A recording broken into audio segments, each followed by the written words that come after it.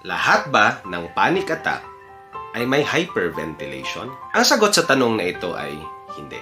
Madalas iniisip natin na kapag panic attack, lagi kang hingal na hingal, parang hindi makahinga, or nag-hyperventilate. Pero ang totoo, iba-iba po ang itsura ng panic attack sa bawat tao. May iba na oo, mabilis ang paghinga, nanlalamig ang kamay, at para bang hihimatayin. Pero may iba namang panic attack na tahimik lang. Pero sa loob, para bang binabagyo, ramdam ang matinding kaba, parang sasabog ang dibdib, at minsan parang hindi totoo ang mga nangyayari sa paligid. So, paano ba natin malalaman kung panic attack na nga ba ito? Here are some quick indicators to know if you are experiencing panic attack.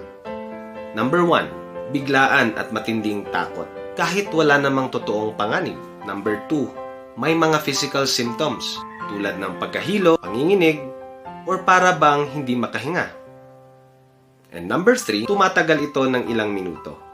Pero later on, unti-unti naman itong nagsasubside. Kung madalas mong nararanasan ang mga ito, okay lang na humingi ng tulong. May mga pamamaraan para matulungan kang i-manage ang iyong mga panic attacks. Ikaw ba? May na-experience ka bang ganito? If yes, you can share it dito sa ating comment sections.